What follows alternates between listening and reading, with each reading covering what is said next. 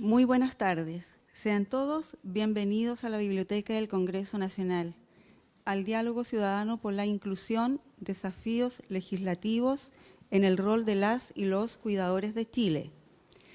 El objetivo de este encuentro es visibilizar la situación actual de las y los cuidadores informales del país e identificar las principales barreras que impiden, limitan o restringen su participación activa en la sociedad del cuidado informal de personas en situación de dependencia. Esta actividad nace desde el trabajo colaborativo de la asociación Yo Cuido, con el senador Ricardo Lagos Weber y la diputada Carolina Marzán, además de la sociedad civil y distintas organizaciones enfocadas en mejorar la calidad de vida de los cuidadores y sus cuidados. Dejo con ustedes al señor Ricardo Lagos Weber para que nos entregue sus palabras de bienvenida. Un aplauso, por favor.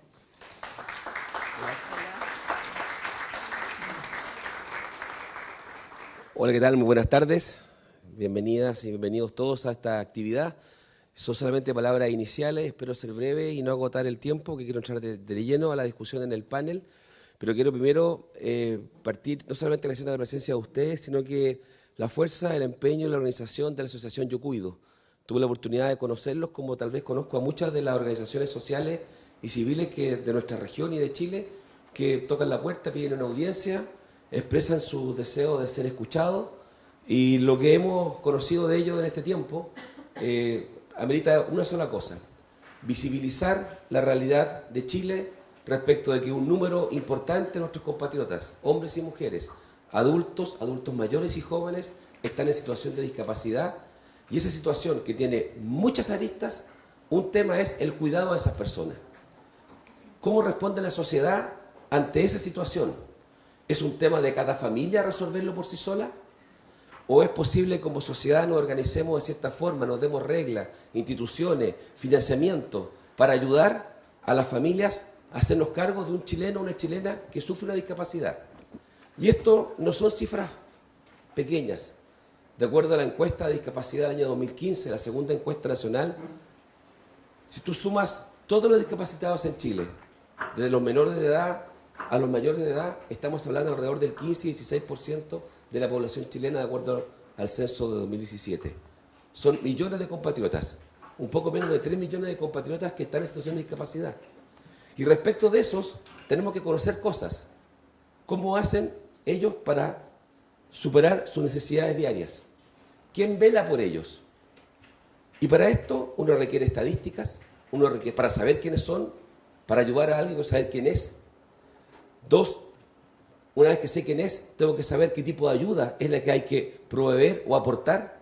Tercero, qué tipo de capacitación o instituciones tenemos en Chile que puedan ayudar. No solamente que los conozco, para que las personas que hacen eso puedan hacerlo de la mejor forma.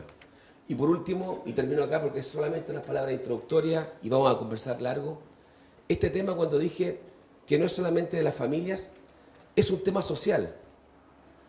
Un pariente que se dedica buena parte de su jornada a preocuparse de un ser querido es encomiable. Pero ustedes coincidirán conmigo que esa persona le dedica energía, le dedica tiempo, le dedica recursos a ese cuidado. Y ese tiempo, y esa energía, esos recursos que dedica a ese cuidado, por encomiable que sea, que es un pariente cercano o un ser querido, no es menos cierto que es un tiempo, una energía y un recurso que no se dedica tal vez a otras actividades, a tener la posibilidad de desarrollarse plenamente en otras áreas. Y la pregunta es, o sea que si una familia tiene que enfrentar un desafío, que lo puede hacer con la mejor disposición, de ayudar a un ser querido que está en discapacidad, esa familia se va a cercenar la posibilidad de desarrollarse en otras áreas. Por eso es que es importante ver cómo la sociedad ayuda a esa familia, cómo coopera en eso. Y esto no es solamente un tema de recursos directamente, de plata, esto tiene que ver con una política más grande, más integral, de generar la posibilidad de capacitarse, de generar la posibilidad de recibir orientación y tener instituciones también que puedan ayudar a ese proceso, y no solamente el familiar. termino acá porque era un saludo. Quiero agradecer la presencia de ustedes y quiero valorar que vamos a contar además, no solamente con la Asociación Yo Cuido y con los que nos acompañan acá, sino que también con profesionales del Estado de Chile, de distintos ministerios, como es el Ministerio de Desarrollo Social y Familia o el Ministerio del Trabajo, que se hacen parte de este ejercicio de comenzar a hacer visible esta realidad que a rato en Chile no la tenemos tan presente, salvo aquellos que a diario cuidan a los suyos. Yo les doy la bienvenida, les agradezco la presencia acá y quiero decirles que este esfuerzo lo hacemos junto con la diputada Carolina Marzán, quien, para ser justo, me introdujo a este tema, ¿ya? Ella tiene una experiencia bastante larga por su trayectoria, además profesional, previa a dedicarse a la política, en el tema del trabajo con personas en discapacidad y sobre todo con adultos mayores. Y desde ese punto de vista, esto es un esfuerzo conjunto que estamos realizando desde el Congreso. Muchas gracias, que estén muy bien.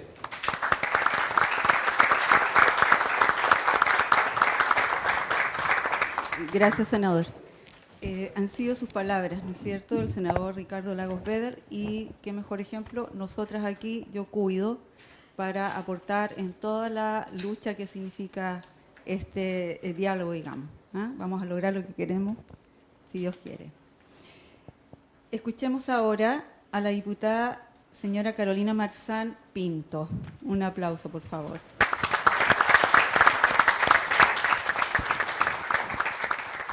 Muchas gracias, buenas tardes.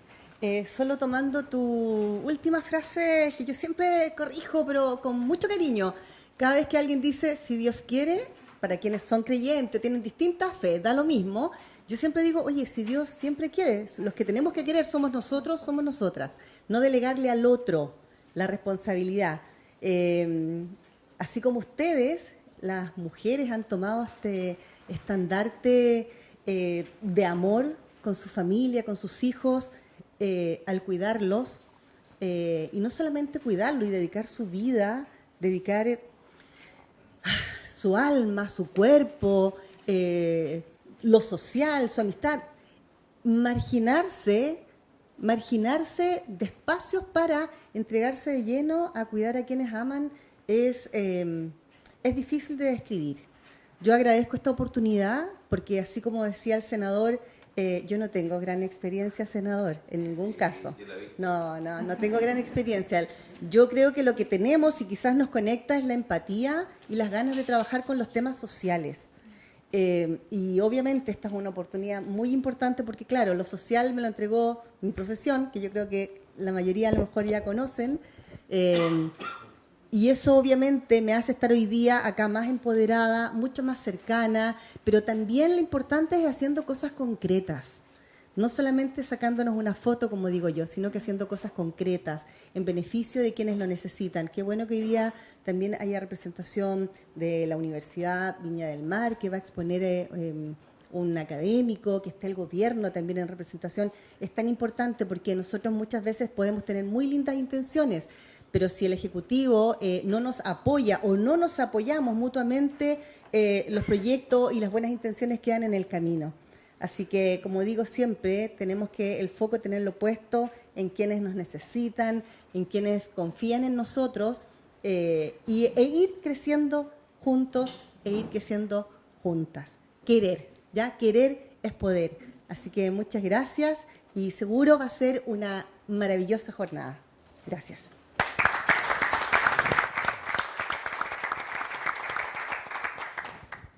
Han sido las palabras de la diputada señora Carolina Marzán Pinto. Muchas gracias. Escuchemos finalmente a la presidenta nacional de la Asociación Yo Cuido, señora Mariela Cerey. Adelante, por favor.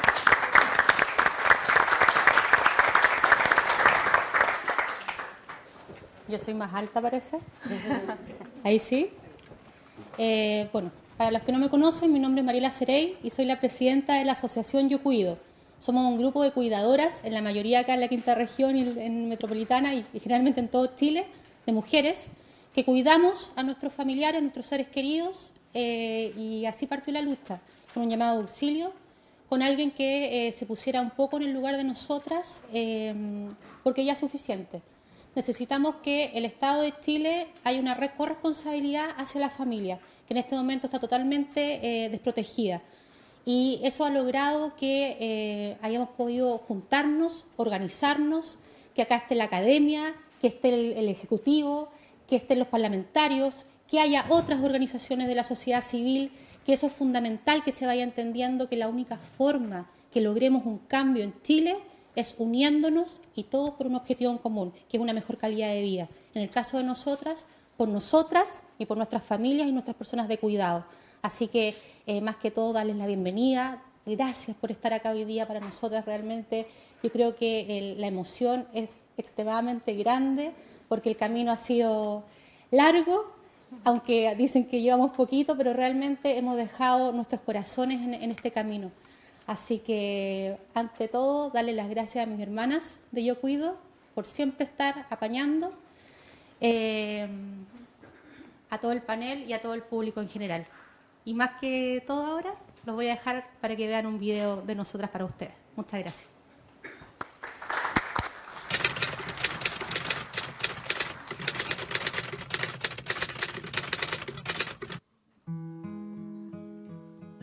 Mi hija tiene parálisis cerebral severa, trastorno de la deglución y epilepsia refractaria.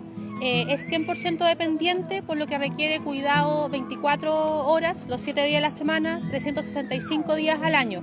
Yo soy profesional y no puedo ejercer, puesto que la tengo que cuidar todos los días, a toda hora. Y llegó este angelito a nuestra vida a cambiarnos por completo, 360 grados. Bueno, y con él también viene todas las dificultades en cuanto a la locomoción, que los colectivos bajan sus letreros para no llevarnos a ninguna parte. En las micro tampoco podemos andar con él por la silla de ruedas y muchas complicaciones. Soy venezolana, llegué hace 6 años al país. Mi hijo estuvo 18 días en la UCI y cuando nos los dieron de alta, lo llevamos a casa con una ilusión. Sabíamos que a lo mejor iba a tener algún problema, pero nunca nos imaginamos que iba a estar con epilepsia. Tengo un hijo que se llama Matías, tiene 9 años, él tiene una parálisis cerebral severa. Lo que me motiva en el fondo es que, claro, los primeros años de él fueron súper complicados porque él nació prematuro extremo, pesó 470 gramos, es un milagro, me dieron un 10% de probabilidades de vida. Yo soy la mamá de Lilian. El médico descubrió que ella venía con una malformación cerebral y me operaron, me hicieron cesárea y nació Lilian con un quiste en el cerebro de 8 centímetros. Lamentablemente la vida me golpeó con 2 hijos con discapacidad, uno del cual ya falleció hace 10 años atrás. Brunito en estos momentos tiene 16 años, diagnosticado con la misma secuela de su hermano, microcefalia, con parálisis cerebral, que es una de las más severas porque él neurológicamente quedó evaluado como un niño de 5 a 6 meses. Soy mamá de Germán, con una enfermedad que se llama paquigiria difusa, con epilepsia refractaria. ¿Y por qué esta agrupación? Porque queremos que nos vean, que el gobierno de Chile vea que hay mamás que cuidan a sus hijos y que no tenemos el apoyo que realmente se necesita. Como cuidadora, yo me identifico como una abuela que tuvo que obviamente dejar de trabajar para dedicarme al cuidado de mi nieta y darle la posibilidad a mi hija de continuar sus estudios.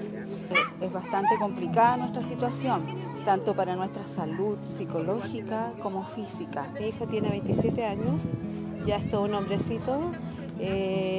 Ha sido difícil porque hemos tenido que luchar solos. En los tiempos que él nació ya no habían cuidadoras, no se habían formado grupos ni agrupaciones, por eso que es importante lo que ahora se está haciendo. Y un llamado le hago a todo el gobierno y a todos los gobiernos que vengan para que esto siga y se sigan sumando muchas organizaciones y que juntas podemos y unidas podemos.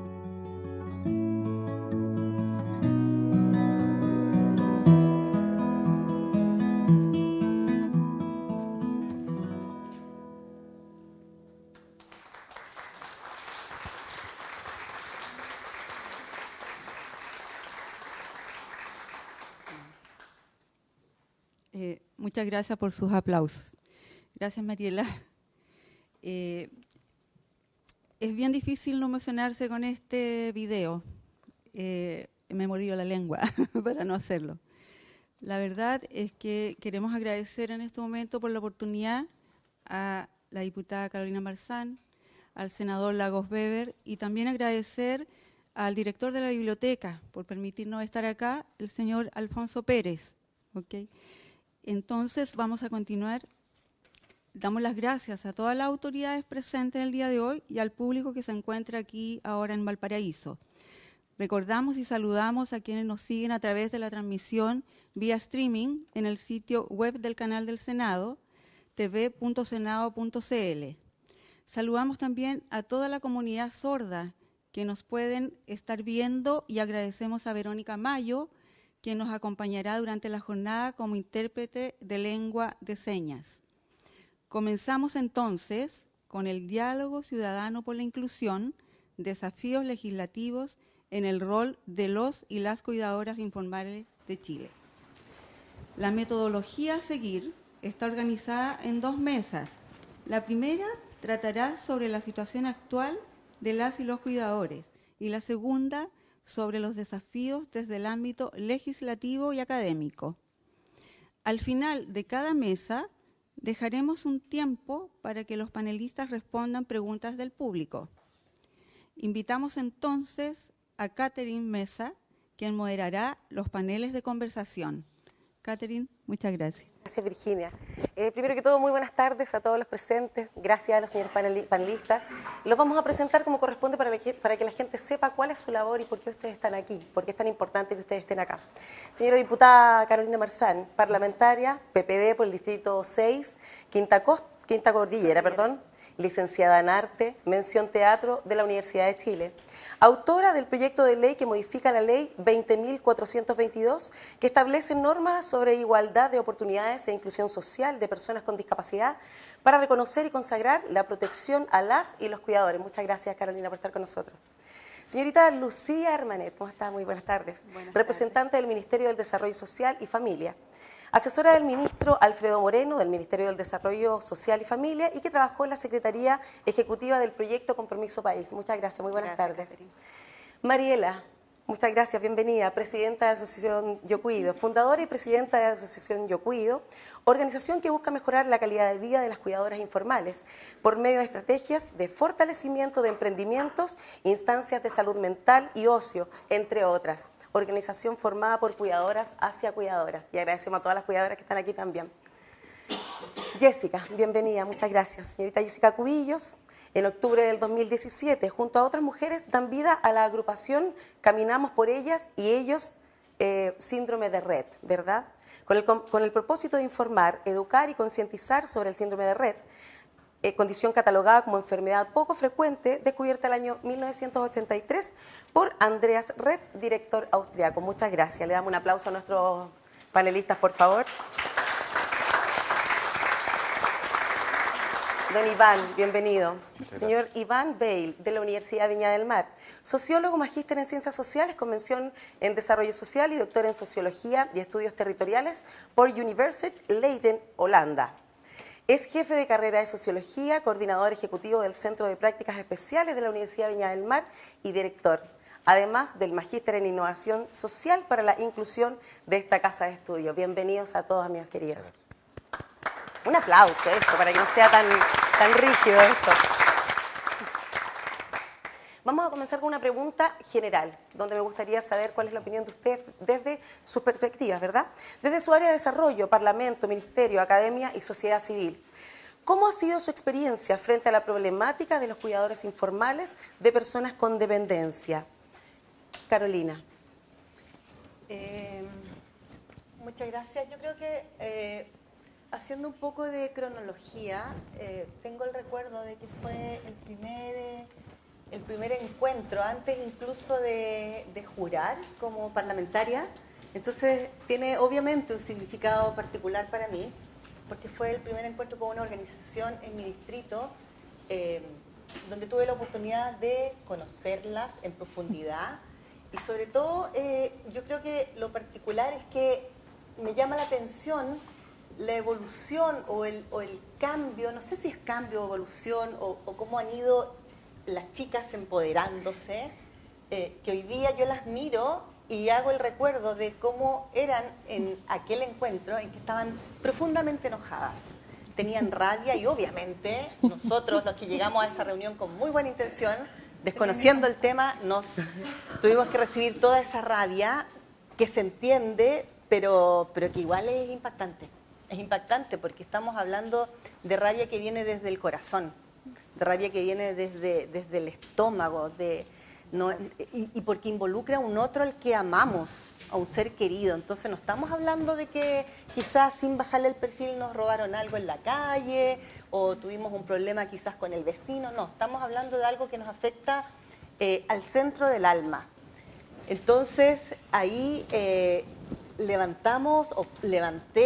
me visibilicé en esta situación y uno empieza a trabajar y ya mentalmente a ver qué es lo que podemos hacer en un mundo que políticamente también en lo técnico era bastante desconocido en el sentido de cuáles son los pasos que uno tiene que seguir, ¿ya?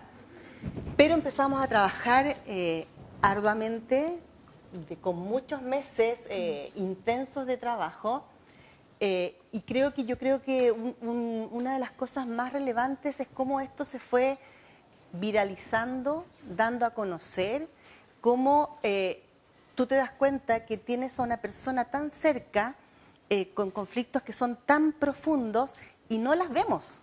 Entonces es la obligación de nosotros como legisladores apoyar, acompañar, asesorar y en este caso también estar realizando proyectos de ley, proyectos de resolución que tienen netamente la decisión ahí del Ejecutivo para que se lleven a cabo. Pero ha sido un trabajo de mucha sensibilización y de entender además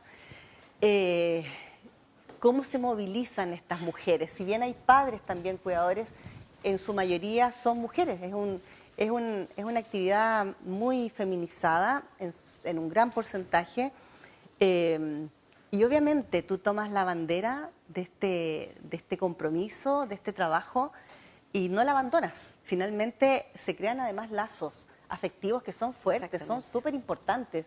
Y yo creo que eso quizás es lo que es el aporte quizás que uno podría hacer desde este mundo tan frío que pueden ser las leyes, los proyectos de ley, cuando tú le pones cariño, amor y se genera esa retroalimentación afectiva, sin duda el compromiso para que esto resulte es mucho más grande. Me llamó también la atención que por parte del Ejecutivo hubiera motivación. Nos buscaron, que eso es muy importante, nos contactaron porque estaba la inquietud de saber en qué estábamos trabajando específicamente en ese momento en Villa Alemana. Usted me corta el tiempo. Y me llamó mucho positivamente la atención, entonces había un interés, pero también nosotros queríamos un piso de compromiso. Entonces nosotros ahí mantuvimos tuvimos esa como positiva resistencia para saber que eso no iba a ser solamente un presentarle al grupo de mujeres, presentarle a sus hijos, a sus hijas. No, aquí había algo más, había un compromiso que había que adquirir y había que trabajar por él. Esto no era un trámite, esto era algo por el que teníamos que de verdad trabajar y dar respuestas concretas también. Entonces estuvimos ahí aguantando un ratito esa reunión, preparándolas para que tuviéramos también un piso bastante sólido que mostrar en cuanto a las demandas que tenían las chicas, a pesar de que ellas la tenían bien clara, pero también había que darle un soporte que ahí estaba la ayuda de nosotros, ya en lo legislativo metido al 100%, pero creo que fue un buen encuentro, creo que tuvo un proceso de mucha empatía, de mucha cercanía e insisto, de visibilización de un conflicto, de una problemática que mientras tú la tengas en tu hogar, porque además tenemos ese conflicto, que no pueden estar saliendo, no pueden estar disponiendo de tiempo, porque ya el tiempo de ellas no es de ellas, es el tiempo que disponen y que ponen en orden a lo que demandan sus hijos o sus hijas. Se ponen a disposición. Así es, Carolina. Así que eso, muchas gracias. Más o menos. Y Carolina se emociona, me gusta escucharla, en realidad se emociona porque ha sido muy interiorizada, está muy interiorizada con las chiquillas de Yo Cuido. Lucía, vamos a aprovechar de hacerte una preguntita. A nivel país, ya que representamos al Ministerio de Desarrollo Social, ¿cuáles son las cifras de personas que cuentan con registro social de hogares y personas en situación de discapacidad aproximadamente? ¿Cómo se relaciona esto con el cuidado de personas con dependencia? Bueno, primero darles las buenas tardes, aprovechar de darle las gracias por esta invitación al senador, a la diputada, una tremenda iniciativa.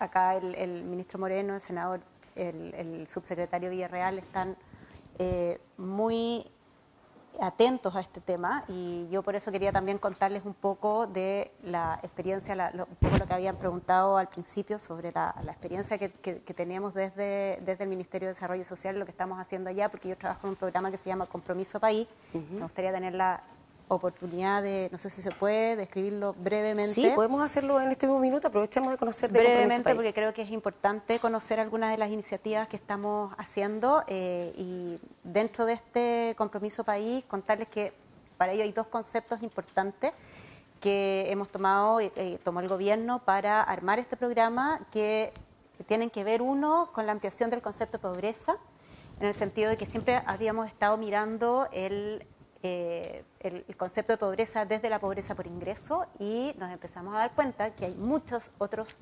formas de pobreza en el mundo. No es algo que hayamos inventado nosotros, en el mundo se está midiendo la pobreza de forma distinta. ¿Por qué? Porque necesitamos incorporar otros conceptos, otras ideas que nos ayuden a medir la dificultad de una persona para progresar a lo mejor con las oportunidades que está viendo el país, porque resulta que de repente por temas de educación, por temas de trabajo, por temas de salud, como en este caso, o de conocimiento también, de falta de redes y de cohesión social, de muchas otras variables, podemos estar en una situación de pobreza.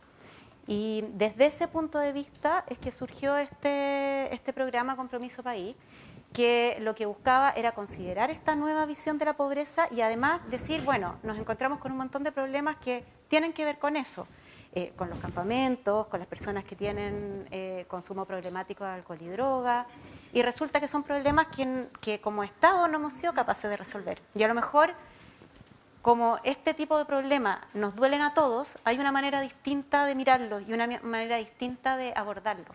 Y eso es lo que tratamos de hacer con una manera distinta para ver si lográbamos, mediante soluciones creativas y colaborativas, avanzar hacia una solución de este tipo de problemas.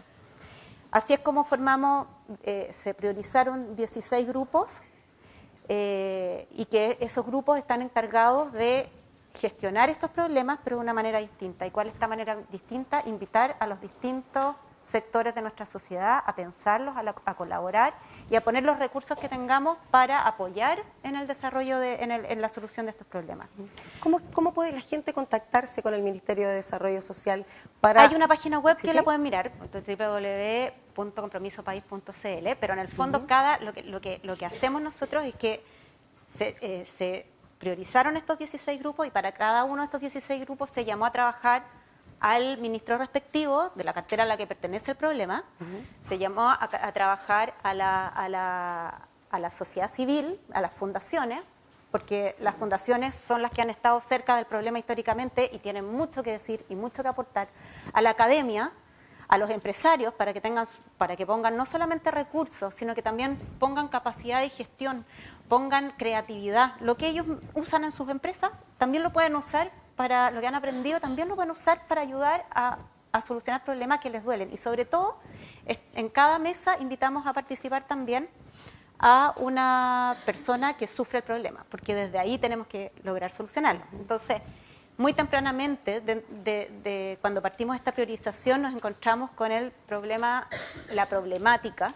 de las familias que dentro de que tienen un integrante con dependencia moderada o severa, y que tenemos la problemática. De hecho, los números, nosotros nos enfocamos primeramente al 40% más pobre de la población. Ahí nos dimos cuenta que habían 234.000 familias en Chile dentro del 40% de la población más pobre, que vivía con una o más personas en condición de discapacidad o de dependencia, mejor dicho, porque puede ser un adulto mayor también, moderada o severa, y que dentro de ella efectivamente habían 195.000 cuidadores que estaban sufriendo el empobrecimiento, la disminución incluso de las redes con que cuentan, problemas de salud mental, ellos también, por el estrés que produce, un montón de problemas, y que de ese 195.000, más del 70%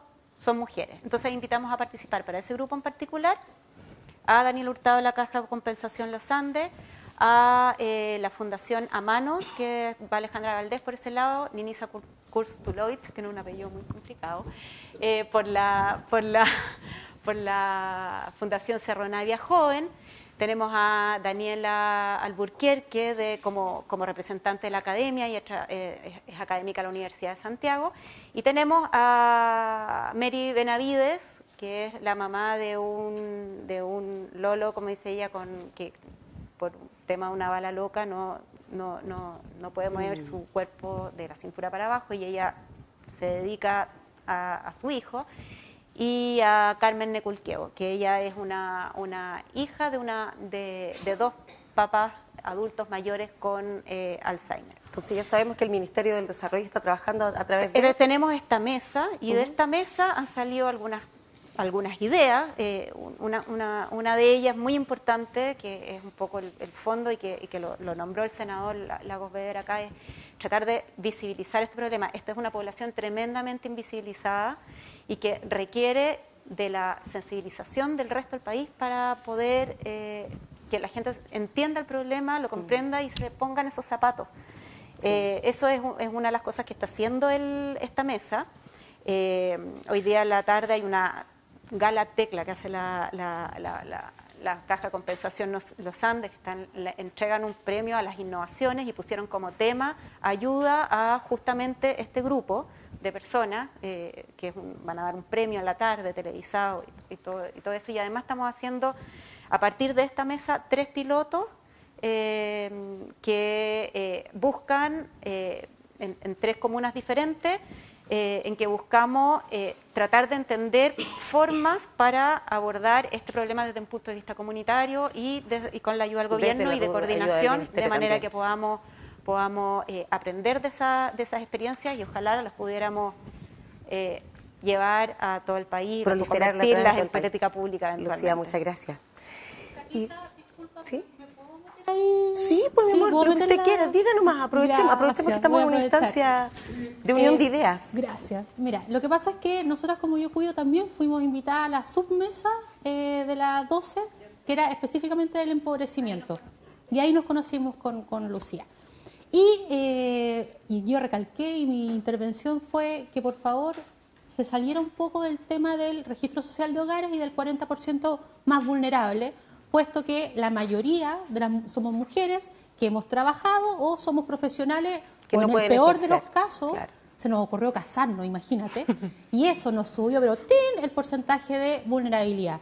Y ese es el problema, y que creo que hasta ese momento, no sé si no lo habían visto o no lo han tomado en consideración, porque realmente dejan a un gran porcentaje de cuidadoras y de familias afuera de todas las ayudas que da el Estado, el Estado mejor dicho, y aparte no hay soluciones, o sea, siguen sin haber soluciones, o sea, siguen diciendo 40% más vulnerables. ¿Qué pasa con la mayoría? ¿Qué pasa con la clase media? Porque clase media no existe, protección hacia las familias no existe, protección hacia los niños, aunque tengan una discapacidad, no existe. Entonces empezamos a sumar cosas que, claro, están buscando soluciones, pero están buscando soluciones a un núcleo mínimo y no a una totalidad, porque somos muchos. Y por eso también se partió esta idea, y que hablamos con el senador también, de hacer un catastro para que realmente salga a la luz cuánta cantidad de cuidadores hay en Chile, independiente del diagnóstico, independiente de la condición socioeconómica. O sea, eso tiene que quedar la claridad, porque cuando hay una enfermedad, una discapacidad, la familia entera se empobrece. Acá en Chile, ¿cuántas familias millonarias hay? 5. El resto, aunque ganen 2 millones, se van a gastar 3 en terapias para los niños, terapias psicológicas, si quiere ir al psiquiatra, porque lo más probable es que se vuelvan locas. Acá están todas locas, yo las tengo todas identificadas. Entonces, todas vamos para allá, algunas un poco más cerca, pero entonces, ¿cuáles son las soluciones reales? Porque en este momento, perfecto, hay una idea, hay un compromiso país, pero nosotras, como cuidadoras, necesitamos cosas concretas, necesitamos cosas ahora. No podemos seguir esperando a que se acabe este gobierno, que venga otro y partir de cero, porque nosotras estamos extremadamente cansadas. O sea, para que estas mujeres estén acá hoy día, si quieren levantar las manos, tuvieron que dejar a alguien un ratito cuidando a sus familiares. Exactamente. Y pidiendo favores. O sea, nosotras vivimos de la voluntad de otras personas, porque tampoco tenemos los recursos para pagarle. Entonces, cuando hablamos de cosas concretas es ahora, mesas de trabajo ya no nos sirve, estudios, uno se mete a internet y está todo lo que hay que hacer. En este momento lo único que falta es la voluntad. Exactamente, Marielita. Vamos a aprovechar de la... Canta la Mariela con emoción desde adentro del corazón. Y vamos a aprovechar tu experiencia también, porque sabemos que has tenido estudios y has trabajado en el extranjero, en Holanda precisamente, donde obviamente es mucho más avanzado el criterio, la cultura, etcétera, que en comparación a nuestro país. ¿Qué falta, según tu visión, para poder generar mayor visualización y éxito sobre esta temática, mirándolo desde la academia? Bueno, nosotros como universidad hace varios años ya tomamos una decisión, una apuesta, que es colocar en el centro de nuestra misión institucional la inclusión social. Y en ese camino hemos venido trabajando, nos cruzamos los caminos con la asociación Yo Cuido, con quienes tuvimos la oportunidad de comenzar un lindo trabajo de constitución como asociación, la apoyamos en ese proceso. Y bueno, tenemos una serie de proyectos y sueños por delante que estamos tratando de concretizar. Y claro, nosotros, y la experiencia que yo he tenido mirando cómo funcionan otros países y cómo han abordado esta problemática, la verdad que estamos a años luz. Yo creo que es un poco incomparable comenzar a buscar modelos que vengan precisamente de Europa, porque estamos hablando de sociedades completamente distintas, con un estado de bienestar, de posguerra, que es mucho más fuerte. Falta mucho todavía. Claro, yo creo que no hay que apuntar allá en la comparación, digamos, precisamente de lo que podríamos hacer como país y cómo avanzar como país. Pero sí hemos tenido la oportunidad de conocer la experiencia de Uruguay, a propósito de que tenemos también una colega en el Centro de Prácticas Sociales, donde nos comenzamos a vincular con Mariela y con la asociación Yo Cuido, y ella, como muy hincha de su país, también nos puso en la mesa, digamos, la experiencia de Uruguay en este tema, digamos, de los cuidadores. Ellos han avanzado hacia un sistema de protección social, como una especie de subsistema de cuidados, en el fondo, donde participan distintos actores, es una composición multisectorial, interministerial, pero también participan también actores de la sociedad civil, reconociendo derechos, formalizando la situación de las cuidadoras desde el punto de vista laboral. Han avanzado ahora a tal punto en la legislación que a las personas que califican para ir trabajando como cuidadoras o cuidadores, a ellos tienen una formalización de su empleo con un 50% más de un sueldo más que el sueldo mínimo. Como corresponde. 50% más del sueldo mínimo.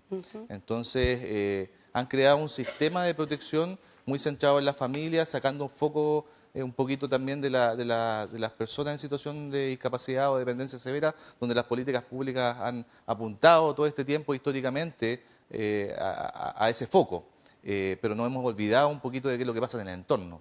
Entonces, en ese camino yo creo que la experiencia de Uruguay, por ejemplo, es bien interesante. Si bien ellos tienen un nivel impositivo mayor, por lo tanto el Estado también recauda más recursos y por lo tanto esos recursos se destinan de mejor manera al territorio y a los entes del Estado encargados de ejecutar y operativizar las políticas públicas.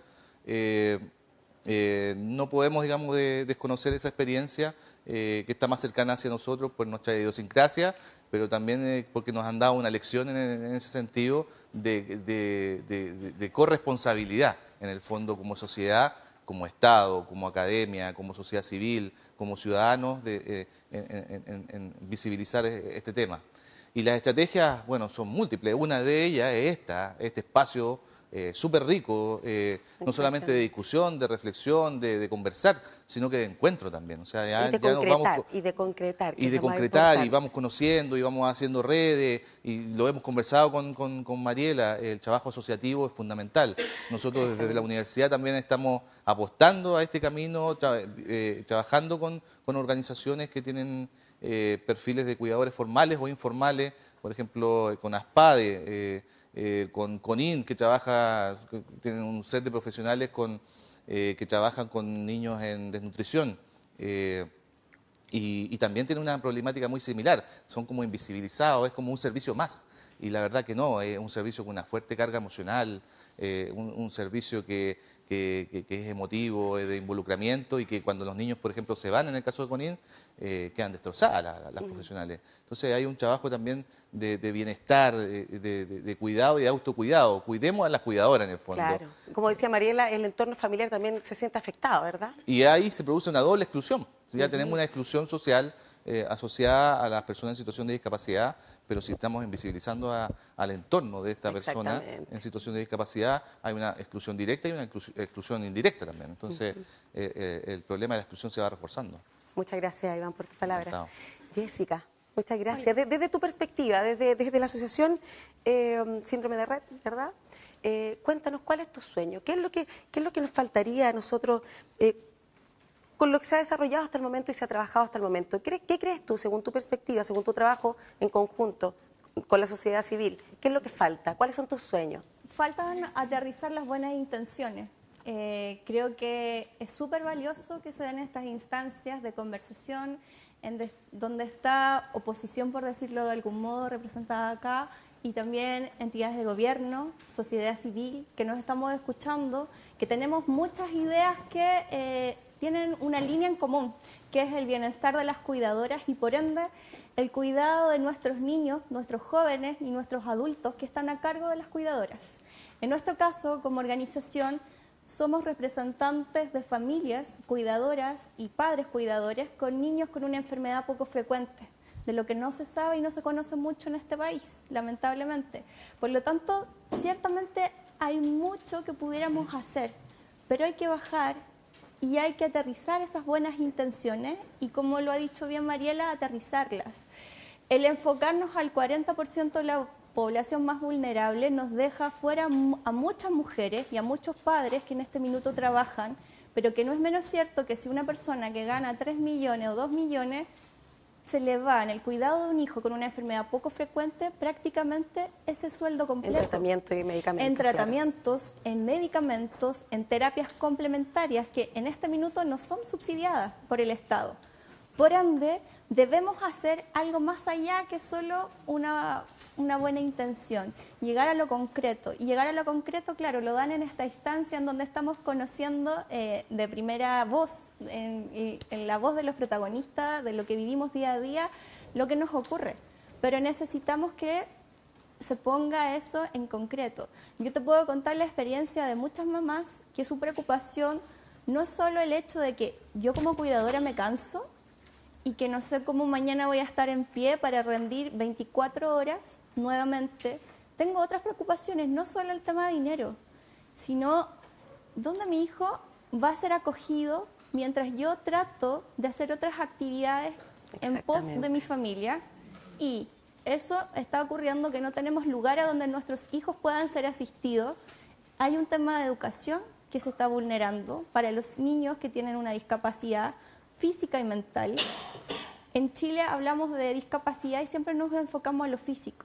Hay que pensar que ciertas enfermedades, caso que yo represento, enfermedades poco frecuentes, está la discapacidad mental, que es muy dura y que es muy potente, y que tengo cuidadoras que viven un proceso súper angustioso, porque nuestros niños, y no hay que olvidarlo, van creciendo, se van volviendo jóvenes, se van volviendo fuertes, van pasando una etapa de pubertad donde viene una revolución hormonal que todos hemos pasado y que hay un descontrol. No tenemos ayuda y se desconoce mucho también a través de los mismos redes de salud cómo abordar este tema. Entonces las cuidadoras no solo se ven afectadas por el hecho de quizás no poder generar recursos propios para fortalecer la economía de su familia, sino que también está la arista de la educación, la arista del tema de la salud. La reinserción. Y claramente todo eso hace que una cuidadora, que un cuidador tenga una presión tan potente, no solo el hecho de cuidar a su familiar, sino pensar en el futuro. Yo tengo una hija que tiene 7 años, es la tercera. La Luciana tiene el síndrome de Rett y por eso en este minuto yo me encuentro en este tránsito en donde me he encontrado con gente maravillosa, como el caso de la Mariela. Y eso tampoco lo habíamos analizado, no solamente es un hijo, es mucha más familia de la que dependen de sus padres. Tú tienes que estar bien, exactamente, no solo para el hijo que está te estás cuidando, sino que para los otros. Y eso es un tema muy potente. Entonces, yo creo que hay que unar criterios, hay que ver que es más que una arista de preocupación que tiene una cuidadora. El tema de la educación y el tema de la salud están ligados con lo que nos está sucediendo. No tener un lugar donde nuestros hijos puedan potenciar sus capacidades y no contar con una salud digna, independiente si tienes ISAPRE o si tienes FONASA. Debemos elevar el nivel. Y eso lo podemos hacer en conjunto, pero de una manera real y concreta. Ahí volvemos de nuevo al empobrecimiento general. Esto no tiene nada que ver con lo social, ¿cierto? Que somos gente pobre, gente rica, da lo mismo, ¿cierto? Muchas gracias, Jessica. Perdón, quisiera agregar una cosa muy pequeñita y que tiene que ver con lo que hablamos de empobrecimiento. Hay un empobrecimiento emocional, social, que es terrible. No, por ejemplo, hay distintos tipos de capacidad, ya sabemos, por ejemplo, qué pasa de repente cuando hay jóvenes o chicas con algún tipo de discapacidad, pero que se pueden movilizar por sí solos, se pueden reinsertar a través de alguna empresa, en el 1%, el proyecto que los protege para que puedan trabajar. Y socialmente ellos solos quieren validarse, quieren tener sus recursos, pero el entorno no es amable. No les paran los buses, los dejan botados, tienen un maltrato y una discriminación horrible en la calle. Entonces estamos hablando, claro, de empobrecimiento en muchos aspectos, pero yo creo que la pobreza más grande que nosotros tenemos en este momento es la social. Es de verdad dramático. Cultural y social. Cultural y social. Lo que pasa es que hay que hacer un cambio de raíz, sacar toda esa maleza que tengamos. O sea, perdón, Sí, ¿cómo? Perdón que le interrumpa, pero sacar de raíz la caricatura. Esta cosa de la discapacidad en caricatura, de verlo como, ay, pobrecito. Fíjate que mira, incluso hasta si yo pensara que uno dice, pobrecito, lo voy a ayudar, ya. Por último, uno podría pensar que viene por lástima. Qué feo también, porque uno tiene que tener esa iniciativa, porque cualquier persona nos puede necesitar o nosotros necesitamos al otro también. El tema es cuando se maltrata. Y también ahí hay un tema que es muy duro y lo vivimos en el día a día, porque en lo personal me llegan muchas solicitudes de ayuda y que tienen que ver con ese punto, con cómo la sociedad está maltratando a aquellas personas que tienen la posibilidad de insertarse socialmente con algún tipo de discapacidad y no se les acoge y se les maltrata. Y se sienten rechazados, además. Y ¿sabes qué? No solo rechazados, sino que viene la humillación. Exacto. Y una persona que de repente ha logrado insertarse laboralmente, imagínate lo que significa para su familia, el aporte además que es para él o para ella, tener su dinero para sus cosas, y después a raíz de ese maltrato social viene la posible deserción laboral.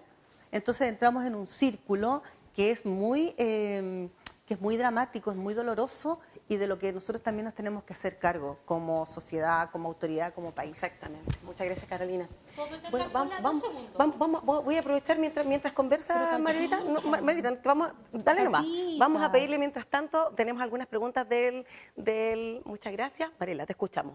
Por favor. Que quería decir que esto que siempre se lleva a la figura de la persona con discapacidad o con algún grado de dependencia, hay que abrirlo, por favor, a los cuidadores y a la familia. Eso es lo que nosotros estamos pidiendo, porque eso le pasa a todo el núcleo, no solamente a la persona, o sea, a nosotras, siendo mujeres que podemos trabajar, no nos dan las oportunidades. Las que, por ejemplo, tienen chicos, que los oncológicos, o los chicos que tienen algún tipo de cardiopatía, que tienen que pasan por procesos de hospitalización, etcétera. Ellos, o sea, necesitamos una flexibilidad laboral para ese tipo de cuidadores que pueden trabajar en algunos periodos, pero en otros se tienen que ausentar producto de estas hospitalizaciones que requieren sus familiares, independiente de la edad que tenga.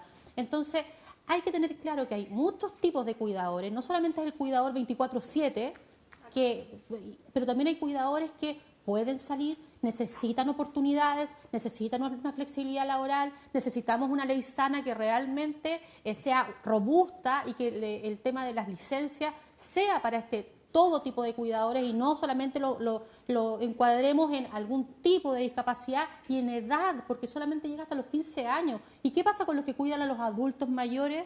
No caen en eso, no están protegidos. Entonces, empecemos a proteger a la gente que realmente lo necesita.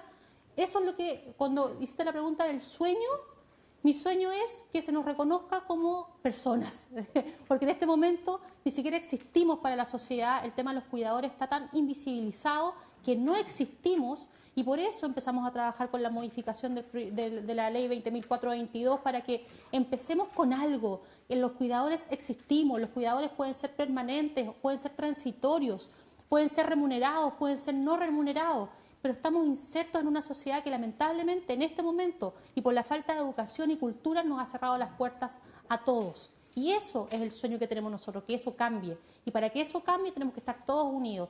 Acá hay mujeres potentísimas, con ganas de trabajar por una sociedad mejor. Entonces, ¿qué es lo que falta? ¿Qué es lo que falta para que eso pase si las ganas, la necesidad está?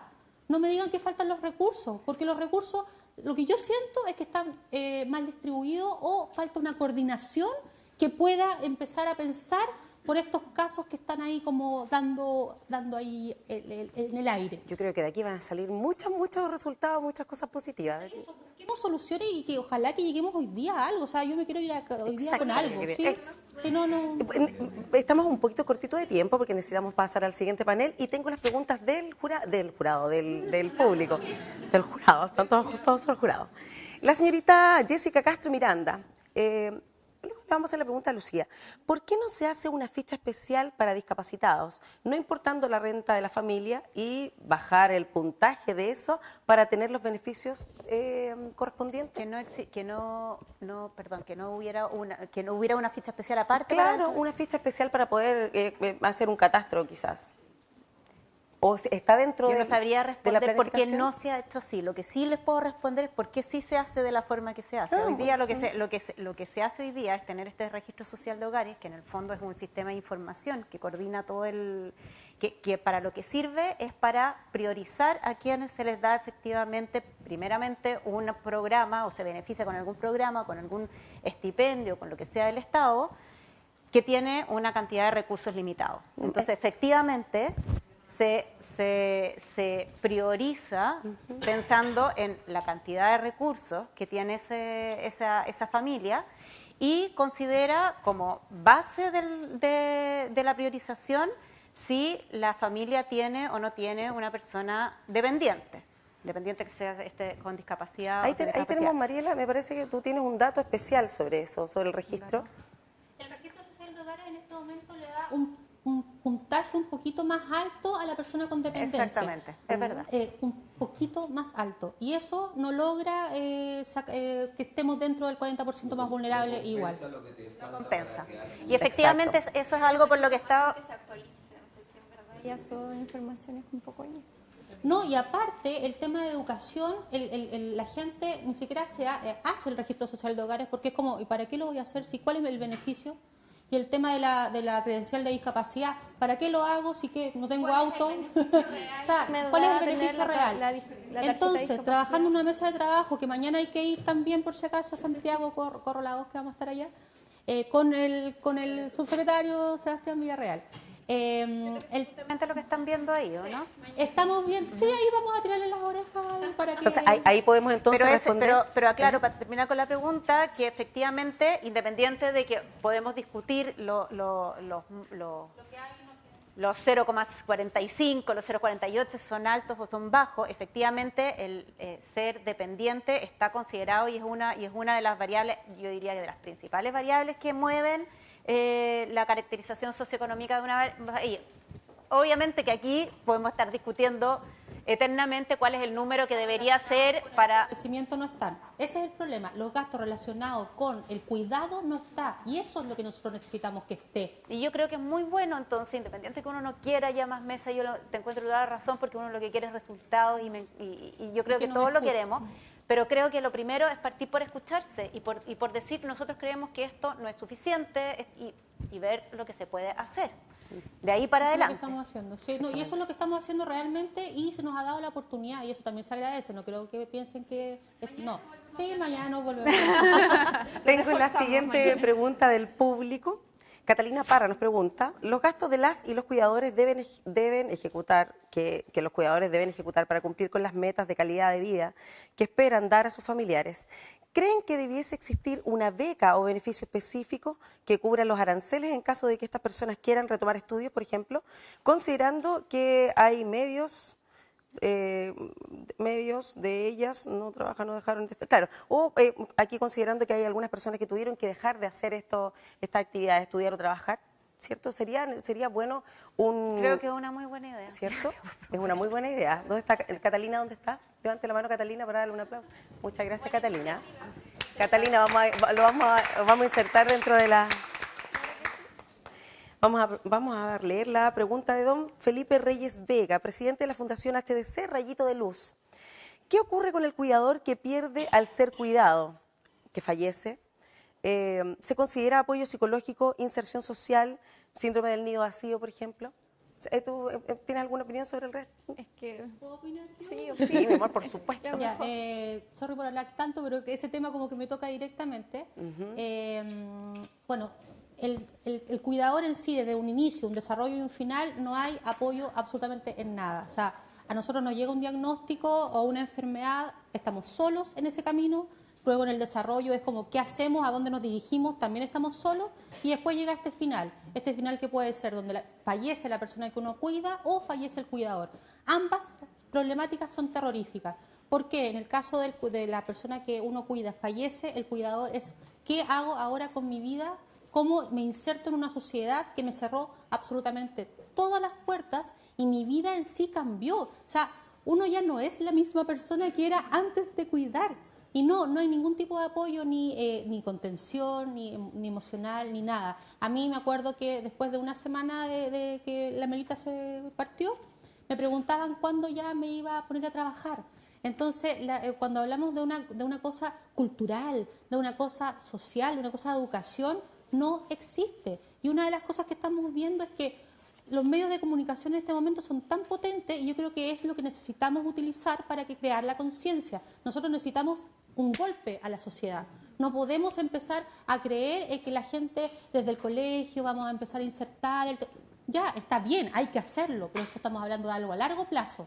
Lo que necesitamos ahora es dar un golpe a la gente que ya está con la conciencia más o menos retorcida, se podría decir, o no lo tiene en su ADN, y empecemos a hacer algo. Yo creo que, pero hacer algo real, hacer algo, esto es lo que significa cuidar, esta es mi realidad y esto le puede pasar a cualquiera. O sea, yo creo que cuando la gente entienda que esto le puede pasar a cualquiera en cualquier momento de su vida, recién ahí se van a poner en los zapatos de nosotros. Oye, le vamos a decir a las panelistas del público que nos dieron estas preguntas que están muy buenas, se las vamos a pasar al Ministerio de Desarrollo Social para que las inserte en algún momento como buena idea en este proyecto de ley modificado. Tenemos la pregunta de Paulita Reyes, Fundación Cuidadores de la Familia COM o CAM.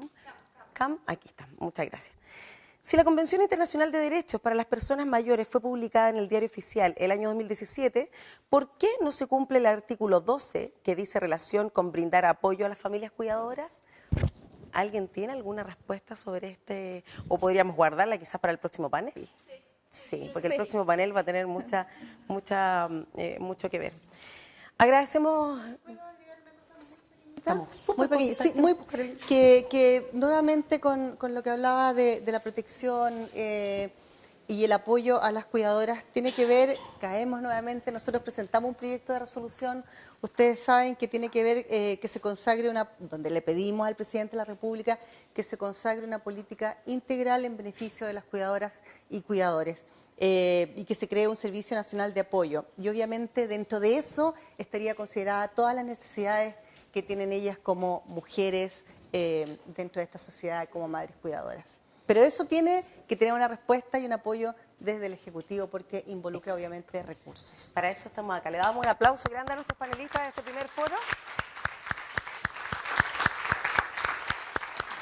Vamos a hacer un pequeño break y volvemos con nuestro segundo panel.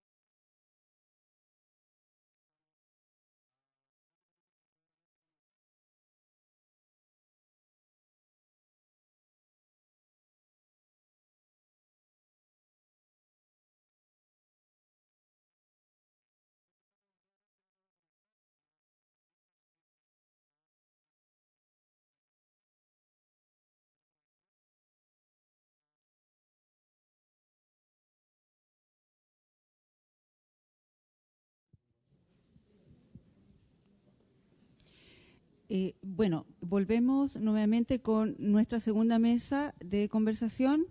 Catherine les va a dar la bienvenida a los nuevos panelistas, muy importante todos ellos también. Adelante, Catherine. Gracias, Virginia. Damos la bienvenida primero que todo a nuestro segundo panel. Estamos con Asociación Yo Cuido y otras asociaciones también de la sociedad civil, buscando estas políticas sociales, políticas concretas para poder preocuparnos más de nuestros cuidadores y de los cuidados también. Queremos dar la bienvenida a este panel al señor Ricardo Lagos Weber, senador, abogado de la Universidad de Chile, senador por la región de Valparaíso. Este año es el presidente de la Comisión de Hacienda del Senado e integra las comisiones de Relaciones Exteriores y de Zonas Extremas. Un aplauso para el señor senador, por favor.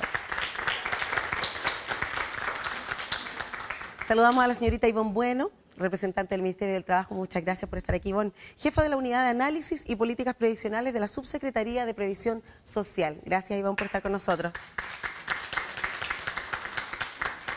Sonia, bienvenida. La señorita Sonia Castro, de la Fundación Mamá Terapeuta, presidenta de la Fundación Mamá Terapeuta, desde la cual lleva 12 años acompañando a familias que tienen hijos con discapacidad, desarrollando charlas y talleres a lo largo de Chile, con el objeto de capacitar y empoderar a las familias. También es autora de 2 libros sobre la experiencia de ser cuidador y docente universitaria en pre y posgrado en materia de discapacidad e inclusión. Un aplauso para ti también, amiga querida. Señorita Evelyn, la señorita Evelyn Carvajal, que nos acompaña desde el CESFAM Marcelo Mena de Valparaíso, trabajadora social, encargada de salud familiar y comunitaria del CESFAM Marcelo Mena, que ya nombrábamos, máster en innovación social y con posgrados en intervención psicosocial con familias, diplomada en gerontología social con enfoque interdisciplinario.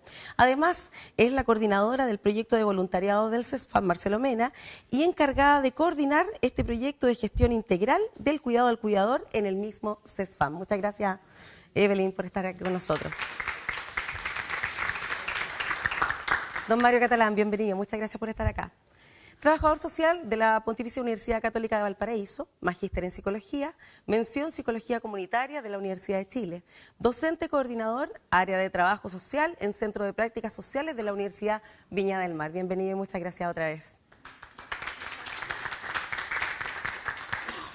Quiero contarles que tenemos solamente media hora para este panel. Vamos a ir en concreto con las preguntas. A partir del diagnóstico de la... Esto es una pregunta general. Si alguien quiere tomar la pregunta con una respuesta concreta, solamente tiene que hablar. A partir del diagnóstico de la mesa presentada recientemente, ¿cómo podemos continuar a nivel nacional y generar desafíos futuros? ¿Nos podrías ayudar, senador? O sea, voluntariamente, me dice. Voluntariamente, senador, no queremos presionarlo. A ver, yo quiero reforzar, la pregunta da para reforzar algo que se habló en el panel 1, ¿ya? Y que se hizo con mucha fuerza desde Yo Cuido, ¿ya? Por Mariela. Si yo tuviera que destilar lo que se conversó acá en el primer panel, desde la demanda de Yo Cuido, son muchas cosas, pero en síntesis es: el sistema no nos reconoce.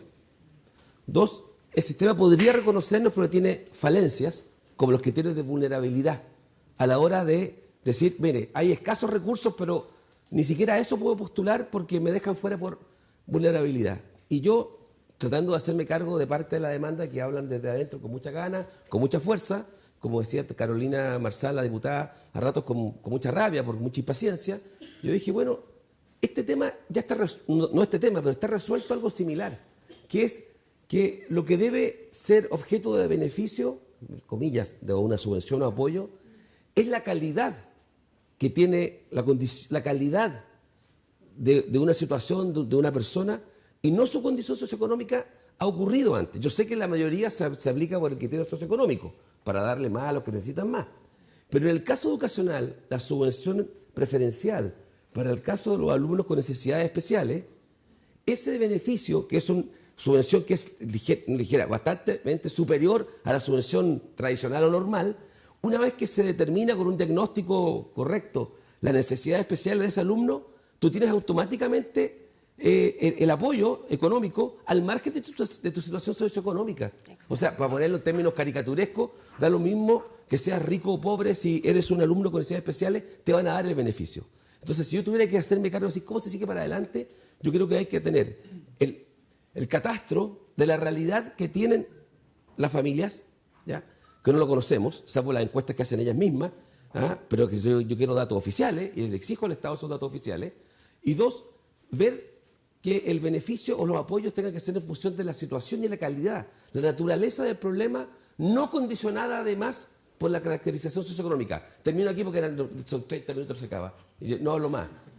Pero ese catastro tiene una gracia, y que lo dijeron ella al pasar, o la autoridad, lo dijo la profesional Armanet, Lucía Armanet, es que parece que cuando tú hagas el catastro, no solamente vas a saber cuántos son o quiénes son, vas a saber cómo son esos cuidadores.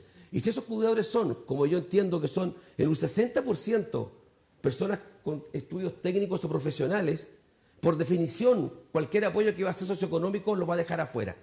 Entonces, eso tengo que cambiarlo, y por eso es que es importante ese catastro. No es una cosa administrativa y ripiosa, es porque sé sobre qué estoy parado para poder aplicar la política pública. Bueno, no hablo más. Muchas gracias, senador. Evelyn, vamos a hacerte una pregunta bien directa que tiene que ver con el trabajo que han hecho en conjunto con el equipo de trabajo del CEFAM Marcelo Mena. ¿Cómo se podría replicar? Cuéntanos un poquito sobre este proyecto que ustedes ya impartieron en este CEFAM y cómo podemos replicarlo al resto del país. Gracias por la invitación a las chicas de Yo Cuido. Quisiera comentarles que yo también tengo una hija con discapacidad, así que me parece fabuloso todo lo que está pasando. Así que afortunada me siento de estar acá. Por mi rol de trabajadora social, yo soy encargada de salud familiar de un centro de salud familiar de la Corporación Municipal de Valparaíso. Quisiera comentarles primero que por normativa, el Ministerio de Salud, existen los programas de atención, el programa de atención domiciliaria para personas con dependencia severa, ¿cierto? Que focaliza esfuerzos y recursos también profesionales para poder prestar apoyo a las familias en domicilio, ¿ya? Esto es que viene ocurriendo desde el año 2008 en adelante con normativas claras respecto a la atención y al cuidado del paciente, principalmente. Y la familia aparece como el cuidador, en este caso, la persona importante para poder prestar el cuidado del paciente, ¿ya? No obstante, los esfuerzos siempre han estado más centrados en el paciente más que en el cuidador, ¿ya? Durante la práctica, nosotros nos fuimos encontrando como equipo ya desde el año 2015, empezar a desarrollar un trabajo de manera gradual para reconocer la labor del cuidador, ¿ya? Porque es importante, nos encontramos con que desde el modelo de salud familiar y desde la normativa, el trabajo con la familia está centrado principalmente en capacitarlo para cuidar mejor a su paciente, ¿ya? Y esto involucra capacitación en domicilio y jornadas de capacitación en el CEFAM. Como comprenderán, la realidad nos fue mostrando que los cuidadores no tienen posibilidades de salir de sus casas. Tienen muy pocas posibilidades. De un universo de 90, 100 cuidadores, la participación es bastante baja por razones obvias, ¿cierto?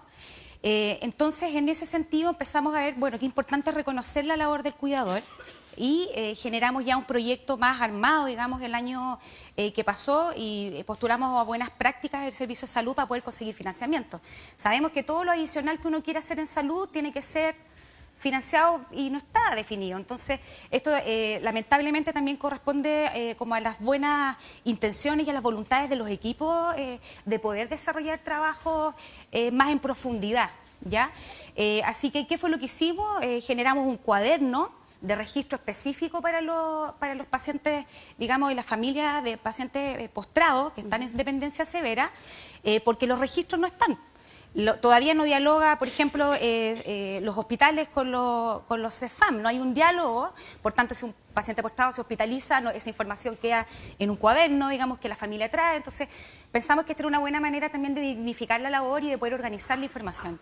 Por otro lado, la capacitación formal, no solo de los cuidadores, sino que también de agentes de la comunidad que se puedan capacitar y poder instalar capacidades en la comunidad. Hoy día vemos que nuestra población está envejeciendo, por tanto este es un tema país que va a requerir que el accionar de todos los servicios. Entonces nosotros hicimos esta capacitación formal de 32 horas certificada con la Escuela de Enfermería en la Universidad del Paraíso, y este año vamos a hacer un avanzado y de nuevo uno básico. Y eso nos permitió no solo desarrollar capacidades en la comunidad, sino que también ver que quienes se capacitaron fueron los mismos cuidadores, y que en este grupo se fue generando una dinámica de apoyo. Entonces ahí aparece la importancia, que nosotros estamos en ese proceso de desarrollo, de cómo nosotros como centros de salud podemos también desarrollar grupos de apoyo, ya donde los mismos cuidadores puedan prestarse apoyo entre ellos. Incluso nosotros tenemos cuidadores que, teniendo familiares postrados, están dispuestos a cuidar y apoyar a otros en su tiempo libre. Entonces yo creo que es importante rescatar los recursos, ya los recursos de los cuidadores, y en eso estamos. Y por otro lado, yo creo que la realidad es súper importante, quiero plantearle, es que el estipendio es de 27.500 pesos. Nadie puede vivir con eso. Y con eso nos encontramos. Es mucha la carga que se le pone a un cuidador para que por 27.500 pesos tenga una dedicación exclusiva. Eso es indigno.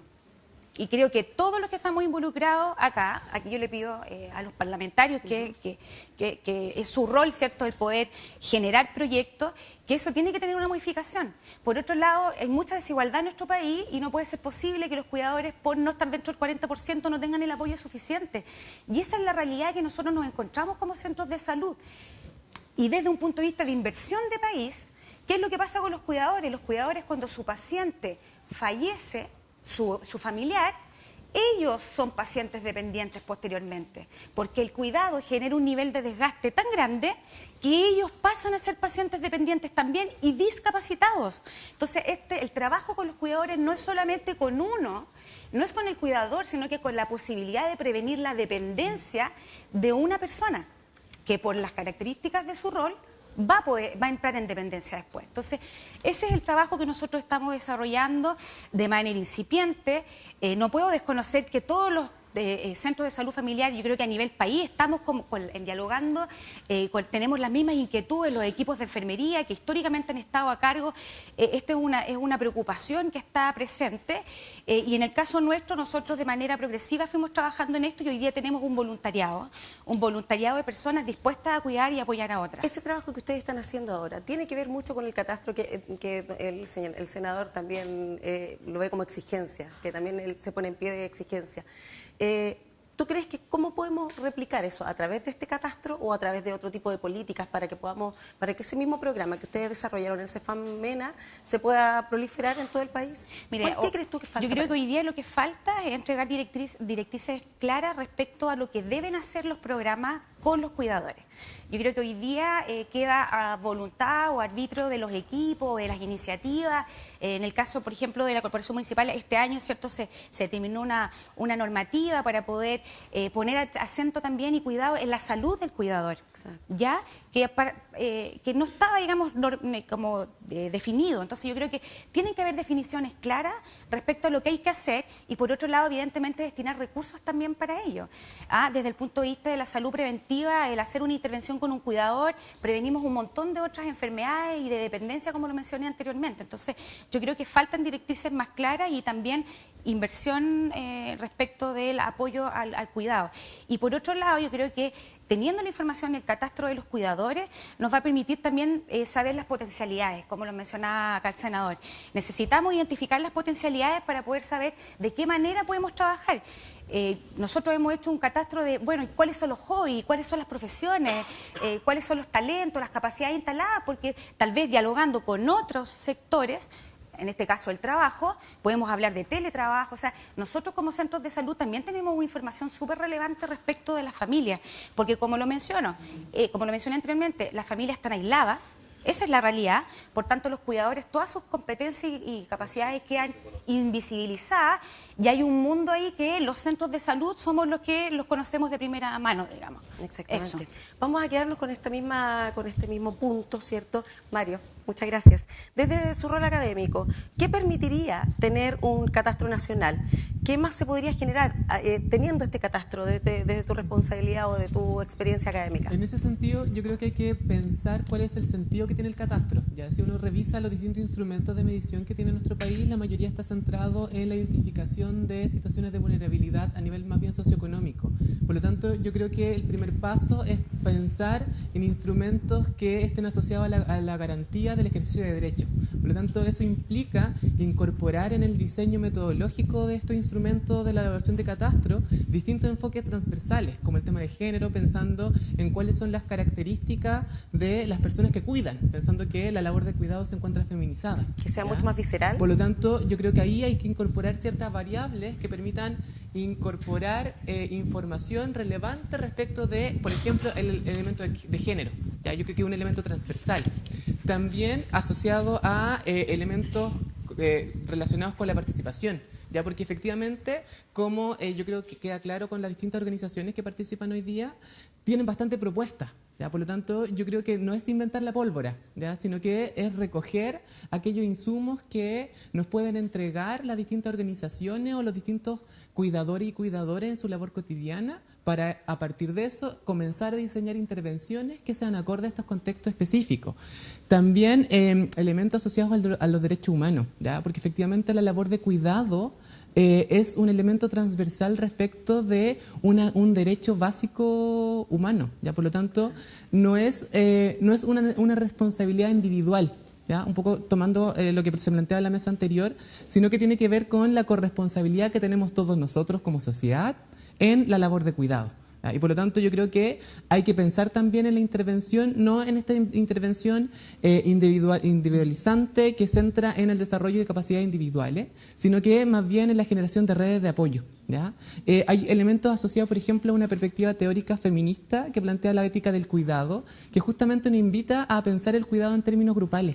¿Ya? Y hay una experiencia súper interesante en Argentina que está liderada por una psicóloga que se llama Elena de la Aldea, que ella genera talleres de cuidar al que cuida. ¿Ya? Por lo tanto, hay que pensar entonces en, a partir de estos insumos que puede generar estos catastros con estos enfoques transversales, generar estrategias de intervención que sean acorde a la necesidad específica, tanto a nivel local, regional, como también nacional. ¿Ya? Porque si no se invisibiliza, y creo yo que podemos caer en el riesgo de generar estas intervenciones estandarizadas que tiene el Estado de replicar de Arica a Punta Arenas una misma intervención. ¿Ya? Por lo tanto, las necesidades específicas de las y los cuidadores de Arica son muy distintas a las que tenemos acá en Valparaíso. Y por lo tanto, tenemos que incorporar ese tipo de variables en un instrumento, ¿ya? Donde también se incorporan elementos asociados, por ejemplo, a un enfoque de inclusión. ¿Ya? Hay un profesor de la Universidad de Chile que plantea un modelo de inclusión sociocomunitaria, que justamente aboca a poder conocer la relación entre la sociedad civil con las instituciones. ¿Ya? Por lo tanto, yo creo que no necesariamente tiene que ser un instrumento que permita caracterizar socioeconómicamente, sino que permita levantar esta información no solo desde un encuadre negativo asociado a la problemática, sino que desde un encuadre positivo, como lo plantean acá, respecto de cuáles son los recursos, las habilidades, las fortalezas que tienen nuestros cuidadores. Y eso yo creo que nos puede permitir avanzar en poder ir problematizando efectivamente la labor de cuidado feminizada que tenemos nosotros como sociedad chilena, donde efectivamente hay elementos de una cultura patriarcal que ha sido transversal en cómo nos relacionamos como sociedad. También permite desindividualizar la labor de cuidado. No es responsabilidad de un o una persona, sino que es de una familia, de una comunidad, de un grupo, y que finalmente eso permite afianzar estas redes de apoyo. ¿Ya? Desde la ética del cuidado se habla de los círculos de cuidado y cómo podemos ir ampliando esos círculos de cuidado. Y ahí volvemos otra vez al visibilizar, ¿cierto? Claro, esta problemática. como una primera instancia. Muchas gracias, María. Y yo creo que solo para terminar, sí. Yo creo que también pensando en la intervención y el aporte que puede generar este catastro, es la necesidad de generar estrategias de prevención del desgaste socioemocional que tienen los y las cuidadoras, como también de la promoción del cuidado. ¿Ya? Porque efectivamente si uno mira la intervención estatal, está centrada en lo reparatorio, ya no lo preventivo. Yo creo que ese tiene que ser el énfasis de la información o de los insumos que nos entregue un catastro. ¿Ya? Muchas gracias. Sí. Muchas gracias, Mario. Mario venía preparado, me gusta. Me quiero colgar ahora porque es un alivio escucharte. De verdad, te lo agradezco. Si yo pudiera, te encargaría a ti ahora la tarea de seguir con esto. Tocaste muchos puntos que para mí son fundamentales y que echaba de menos en la discusión. Por ejemplo, nosotros tenemos una convención sobre los derechos de las personas con discapacidad que estamos olvidando, que estamos hablando de derechos humanos, que ya lleva casi 11 años, y una de las premisas es nada para nosotros sin nosotros. Entonces, ¿por qué vamos a hablar de hacer un catastro sin preguntarnos a nosotros? ¿Por qué no estamos ahí diseñando ese catastro? Por otro lado, también se habla mucho del síndrome del cuidador, las dificultades que enfrentamos nosotras, pero eso es un síntoma. Y si nos dedicamos simplemente a tratar ese problema, nos vamos a quedar cortos y siempre nos vamos a estar persiguiendo la cola. El punto de raíz que genera estos problemas es que seguimos viendo la dependencia como un problema de salud. Y eso significa que lo vemos como un problema individual que cada familia tiene que resolver. Y eso es lo que vemos hoy día, familias empobrecidas, porque cada uno ha tenido que echarse a la mochila todos los problemas. La discriminación en educación, la discriminación en accesibilidad, la discriminación en salud, en rehabilitación, la violación a los derechos reproductivos, familiares, a todos los derechos. Nosotros vivimos en constante vulneración de derechos. Y como mamás somos mamás defensoras de esos derechos. Entonces por eso hay cansancio infinito porque tenemos que estar todos los días peleando. Es que eso voy. Cuando vemos la dependencia o la discapacidad como un problema médico, lo vemos como un problema del individuo que tiene que hacerse cargo de su tema. Pero la discapacidad, ya todos sabemos, la convención lo instaura, es un modelo social, biopsicosocial de la discapacidad que se planteó en 1978, no es novedad, es algo social que tenemos que trabajar como tal. Y por lo tanto, si vemos efectivamente todas las áreas, ya tener un hijo con discapacidad no debería ser la carga que es hoy día. Ese es mi anhelo. Si me preguntan a mí cuál es mi sueño del panel anterior, es que tener un hijo con discapacidad no sea la carga que es hoy día. Y eso significa que dejemos de verlo como un problema de salud, dejemos de entenderlo como un problema individual, entendamos que es algo grupal, que lo saquemos del Ministerio de Salud. De hecho, nuestra ley 20.422 trató de que hubiera un comité multidisciplinario de distintos ministerios, porque no es un tema de salud, tiene que estar urbanismo, tiene que estar educación, tiene que estar transporte, todos. Entonces, el día que la discapacidad la genera el entorno, eso ya todos estamos de acuerdo hoy día, pero seguimos actuando como si fuera un tema individual y un problema de salud. Entonces, si seguimos haciendo eso, en realidad no vamos a avanzar y vamos a seguir tratando problemas específicos, síntomas, sin atacar el problema de fondo que es lo que está generando la realidad actual. Muchas gracias, Sonia. Justo era la pregunta que te iba a hacer y la respondiste al 100%. Maravillosa. Muchas gracias.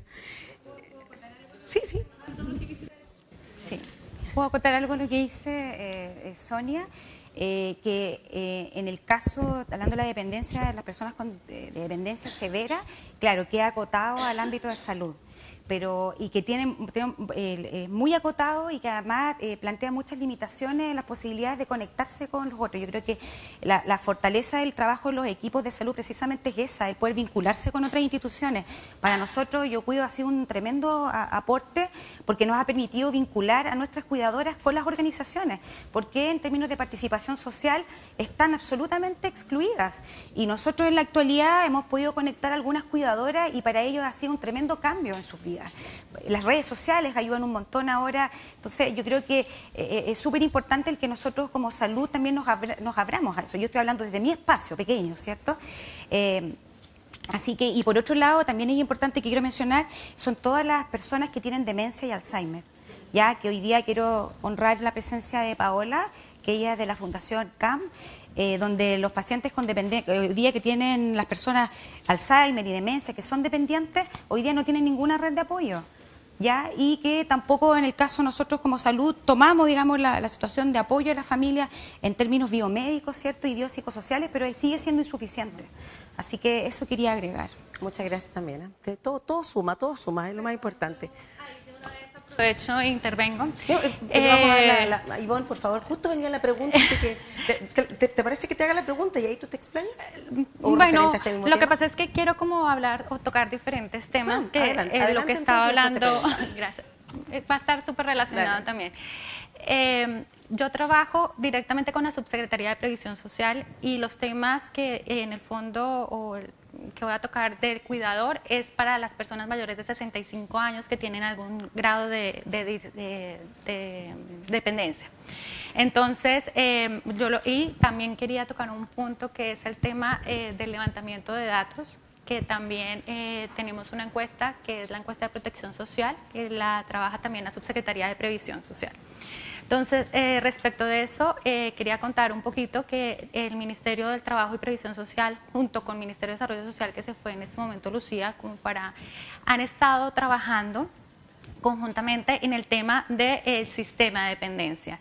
Este sistema de dependencia, como todos sabemos, la población mayor de 65 años se ha ido aumentando fuertemente en Chile, por lo que en este momento, si nosotros miramos la CACEN, más o menos el 17% de los adultos mayores tienen algún grado de dependencia. Entonces, lo que tenemos como principal motivo o fortaleza es trabajar en la red de apoyo y asistencia sanitaria, que sirve para contener o para retrasar un poco el tema de la dependencia y además de eso ayudar a la familia.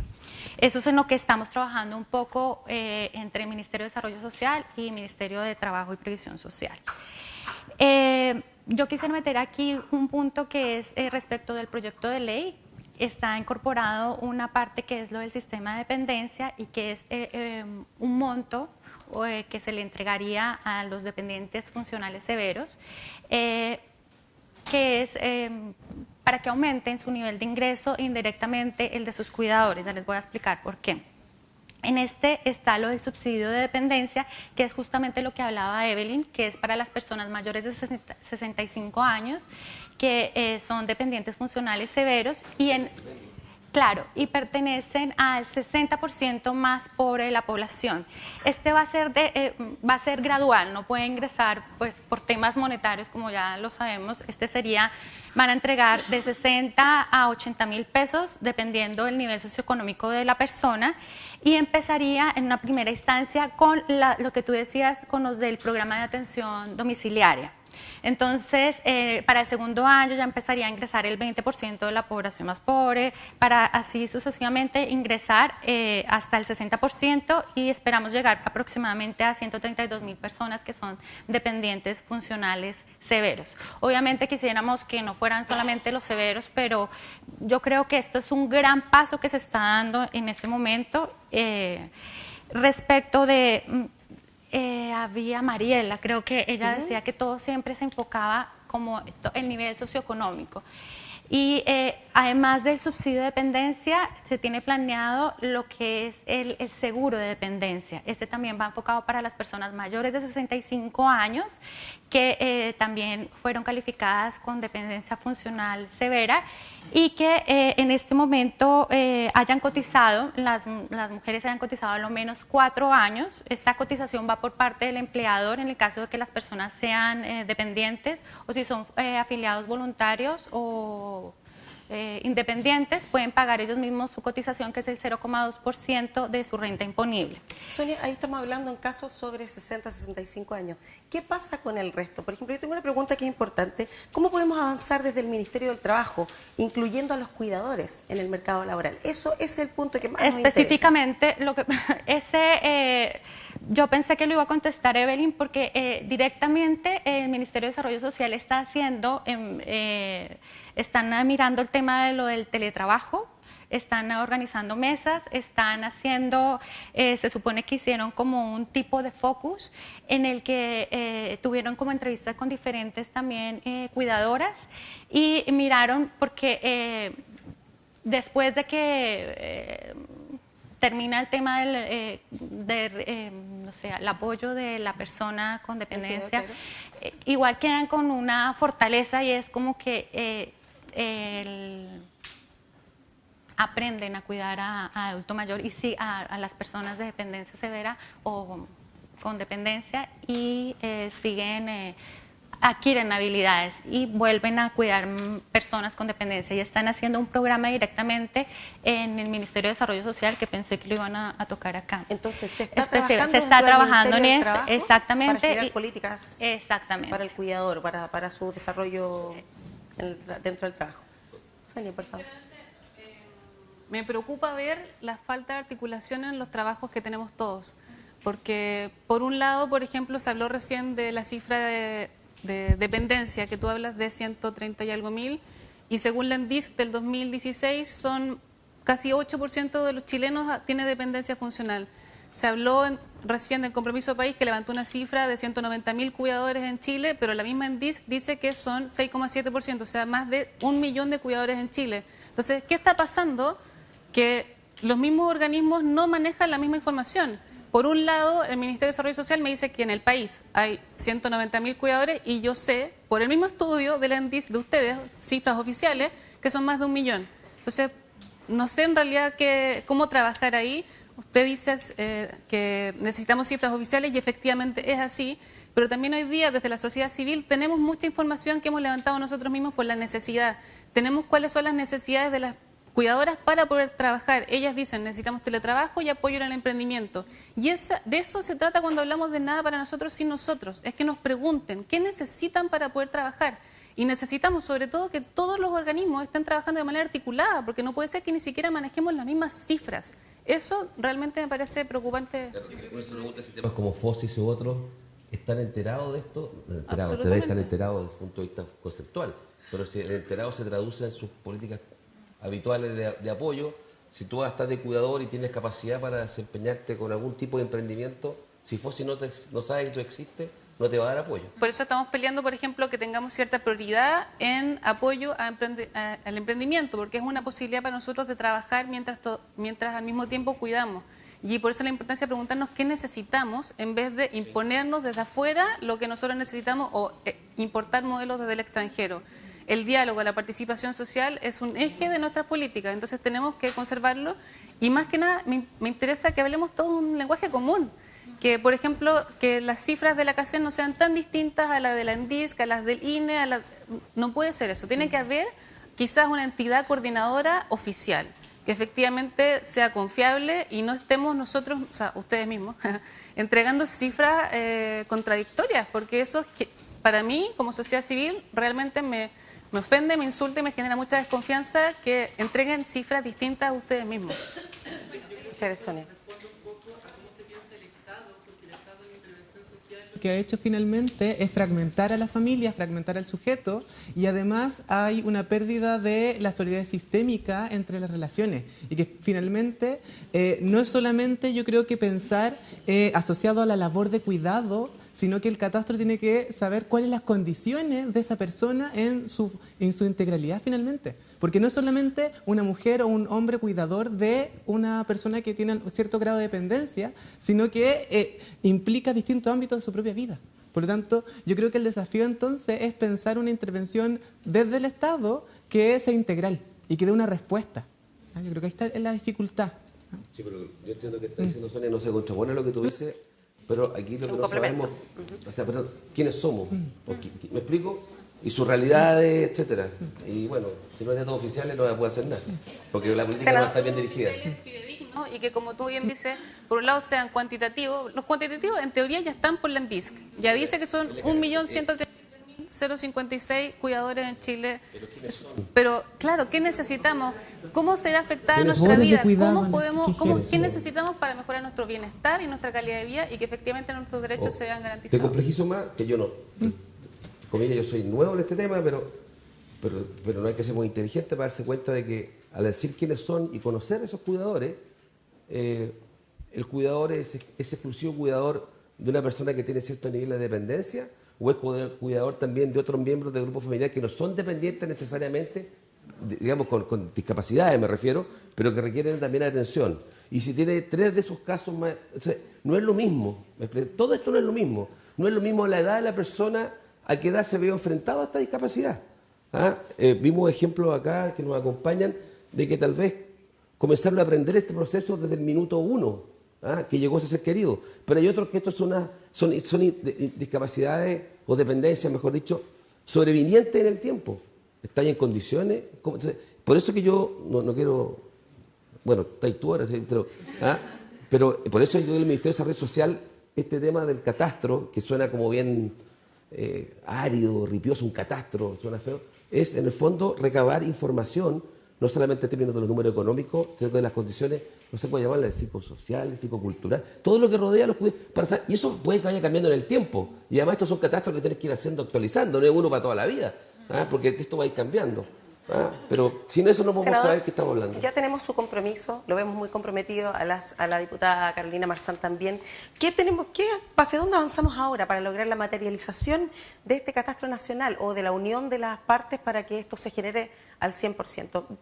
¿Hacia dónde avanzamos? ¿Cómo lo podemos hacer? A ver, un primer paso, ya lo han hecho algunas asociaciones, por eso estamos aquí, que se trata de visibilizarse. Pero desde el Ejecutivo, hablando desde... Está bien, pero entonces lo que viene ahora, todo esto, claro, la respuesta legal es, de esto depende de los gobiernos, que son los que tienen las atribuciones, pero la verdad que eso es una respuesta que no satisface a nadie y a mí tampoco. Pero por ejemplo usted está acá en la quinta región. ¿Cómo podemos lograr el compromiso de un senador de la sexta región, de la séptima región, de la octava región? ¿Eso se puede generar a través de su gestión, por ejemplo? A ver, cuando digo visibilizar, lo primero que hay que hacer acá en esta casa, en el Congreso, así como yo me reúno con Carolina Marzán para organizar esto, es organizar tal vez un grupo de senadores y diputados que tengan sensibilidad por este tema y generar una fuerza común. ¿Para qué? Para ir exigiendo ciertas políticas públicas. Pueden ser mejoramientos de los mismos proyectos de ley que ya están.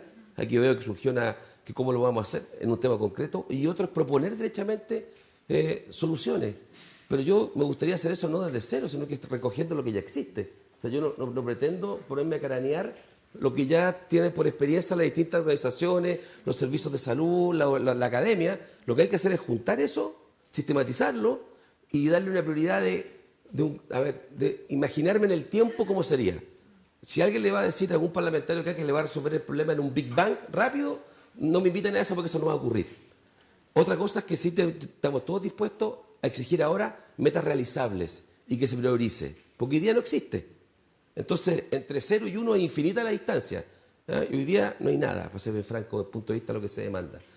Y termino acá, establecer los principios, no solamente las lucas. El principio de vulnerabilidad, ¿va a ser determinante o no? Esa es una pelea. Entonces, yo te digo, puedo partir con poco apoyo, pero si ese apoyo ya dejó instaurado que el principio de vulnerabilidad no es el que va a determinar los apoyos, eso no sé si es triunfo, pero es un gran avance, me juicio, desde el punto de vista de la sociedad chilena. Desde el punto de vista de nosotros, nos interesa mucho que, por ejemplo, poder capacitarlos a ustedes y que la experiencia que nosotros tenemos, traspasársela, y cuente con toda nuestra disposición para hacer capacitaciones, para hacer encuentros, conversatorios y lo que sea, porque realmente queremos participar, porque no queremos que se nos impongan cosas sin saber nuestra realidad, y tenemos mucho conocimiento, créanos que llevamos años estudiando este tema y viviéndolo, así que sé que Yo Cuido, nosotros desde la Fundación Mamá Terapeuta vamos a estar encantados de colaborar para que se haga un trabajo donde dialoguemos todos los actores. O sea, mal podría negarme a esa capacitación cuando acabo de decir mal podría negarme a esa capacitación cuando acabo de decir acá de que yo soy nuevo en esto y que requiero aprender.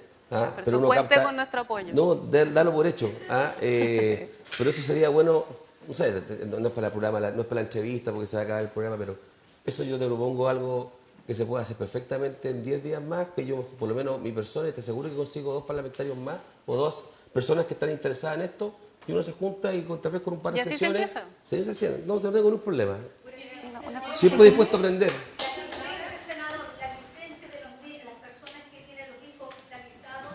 Que son mayores de 2 años, simplemente a uno, yo tuve estuve menor de tener problemas con mi hija del síndrome del CHU, hospitalizado veces, porque yo entré con ella, mi hija alcohólica, el síndrome del CHU, eso lo hizo el Estado, porque ella se contagió con las carnes argentinas, uruguayas, que venía con ese bicho y le comieron los riñones, y no estaban los laboratorios de esa, ni habilitados que yo santo se lo pedí. Yo ingresé ahí, y resulta que yo no tenía que darle licencia a mí, no a mi hija, porque no le pagaba con PIN. Y con PIN te rechazaban la licencia. Es una guardia enorme cuando mi hija está agonizando. Y me encima tengo que pelear con PIN. Hay que ver esa parte. Sí, señor. Por favor, vean esa parte, porque es algo terrible para uno. El Estado enfermó a mi hija porque ellos no tenían los laboratorios y mataron a muchos niños porque estaban disfrazados de esa situación. Inclusive con las cosas del McDonald's que ocurrió hace bastante tiempo, porque fue disfrazado, no se descubre esa enfermedad, porque los médicos no están capacitados. Mi madre, adulta, tuve que cuidar de renunciar a mi trabajo.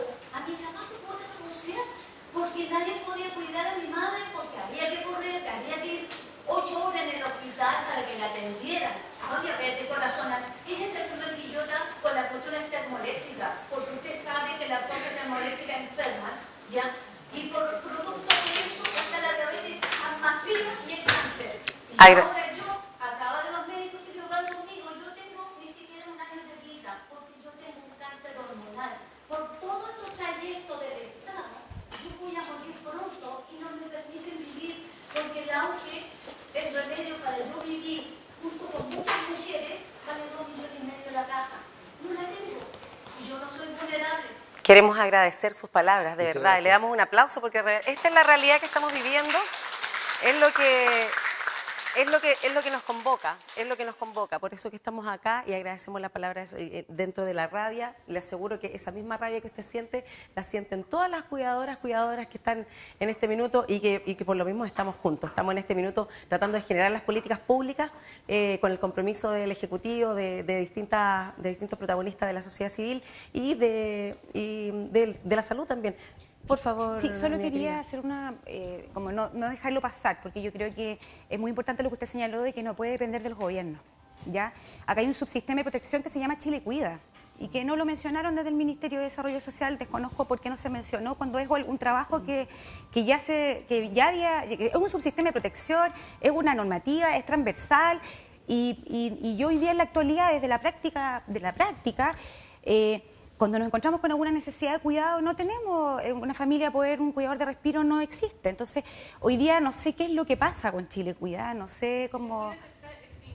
Y de nuevo quiero recuperar que dejemos de tratar los síntomas y empecemos a tratar el problema de raíz, que es entender esto como una problemática social y no individual de cada familia. No necesitamos un cuidador de respiro. A nadie le sirve tener 2 horas semanales para poder trabajar. Necesitamos políticas de verdad que solucionen los Claramente que no, pero se puso un tema. En ese momento, como la importancia del apoyo comunitario y de instalar capacidades en la comunidad.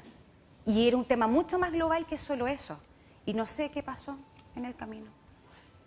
Vamos a agradecerle a nuestros panelistas por la visita. Tenemos algunas preguntitas que son del público y que son muy importantes también. Estas preguntitas se las vamos a hacer a nuestra amiga Ivonne. La pregunta la hace la señorita Carla Oyarzún Pinochet, de la Fundación Chilena para la Discapacidad.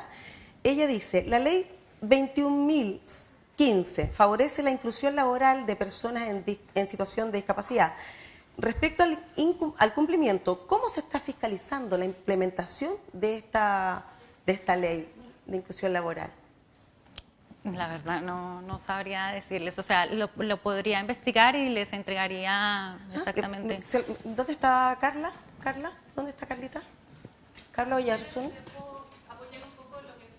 Muchas gracias. Sí. La Dirección del Trabajo es la que está encargada de fiscalizar, obviamente, y en enero de este año publicó cuáles iban a ser las multas por el incumplimiento de esta ley y lamentablemente vimos que las multas son más bajas que efectivamente contratar o que aplicar el sistema secundario, que es apoyar a fundaciones que se dedican a la inclusión laboral. Por lo tanto, hay ahí un problema porque las multas no se condicen con el propósito de la ley y eso también hay que revisar. La empresa prefiere pagar la multa porque le sale mucho más contratar a una persona. Entonces, esa multa no tiene sentido. Exacto. O sea, es una multa que no es multa. Estresar está más económico. O sea, hay tarea para el Ministerio del Trabajo poner más ahí. Sí, claro. Amiga querida la multa Ivonne. tiene que ser disuasiva, no tiene que ser una excusa para no cumplir la ley. Exactamente. Que se contratan por periodo corto para no indefinir el contrato. Exactamente. La señorita Ruby Gutiérrez dice, en el discurso se ha mencionado sufre de discapacidad. ¿Por qué se sufre? ¿Quién lo sufre? ¿Qué hace el Estado para resolver ese sufrimiento? Yo creo que lo hemos conversado, pero igual podríamos hacer un pequeño análisis sobre esta. Sonia, por favor. Yo quiero contestar. Sonia, bienvenida. Y la verdad es que no se sufre la discapacidad, se sufre la discriminación, se sufre la vulneración de derechos, no el diagnóstico, no la discapacidad. Entonces, por eso, esa es la diferencia entre verlo como un tema individual y un tema colectivo. Lo que se sufre es la discriminación, lo que se sufre es constantemente tener que estar luchando por nuestros derechos. Que, por ejemplo, mientras mi hijo está agonizando en la clínica, yo tengo que estar peleando por las licencias. Eso es lo que se sufre. Es un sistema que no es amable, que no es empático y que vulnera nuestros derechos. Muchas gracias, Sonia. Saco aplausos, Sonia. La señorita Paola Reyes pregunta, ¿existe en el Ministerio del Trabajo diseñar teletrabajo para familias cuidadoras o está en planes de? Ministerio de Desarrollo Social, exactamente. Es un plan conjunto entre el Ministerio de Desarrollo Social y Ministerio de Trabajo. Muchas gracias. ¿Qué nos falta? A ver, otra preguntita por acá. Ahora sí. ¿Cuál sería la propuesta del ministro del Trabajo en apoyo al trabajador informal, aparte del teletrabajo? ¿Hay algún otro programa aparte del teletrabajo para apoyar al cuidador? Está en una mesa. Una mesa y se supone que está en discusión y de ahí van a salir ideas. En este momento me dicen que más o menos hace 3 meses estaba comenzando la mesa, entonces de ahí lo que surjan de ideas. ¿Dónde podemos saber esa información? ¿Hay alguna página específica donde podamos informar? Sí, si gustan, yo les puedo dar el email y ahí les mando la información que tenga respecto a eso, porque como es mesa no hay nada publicado directamente en la web, sino son solamente lo que se ha conversado. Nos quedamos con la opinión de Ivonne, compromiso también de parte del Ministerio del Trabajo. Queridos amigos, muchas gracias por estar en este panel. Conversamos sobre la inclusión, sobre Yo Cuido, sobre visibilizar y generar políticas públicas para ellas y ellos, cuidadores de personas con capacidades diferentes. ¿Okay? Muchas gracias por estar. Vamos a seguir trabajando en esta mesa generando las políticas públicas. Agradecemos a la gente de Yo Cuido, agradecemos a la gente de la Biblioteca y del Congreso Nacional que nos han apoyado. Nos despedimos y los vamos a invitar a un pequeño break. Así que muchísimas gracias. Un aplauso grande para todos nuestros panelistas. Muchas gracias. Esto es desde TV Senado. Perdón, también quisiera agradecer a todos quienes participaron, a las 2 mesas de diálogo, a las autoridades también, y quiero enviar un especial saludo a todos los que vinieron y se sacrificaron desde lejos, que no es tan lejos, pero igual es un sacrificio, que es Santiago. Yo Cuido Santiago, ¿no es cierto? Sí, nos estamos extendiendo bastante. Santiago está trabajando muy bien allá con nuestra asociación. Quillota también está presente, ¿no es cierto?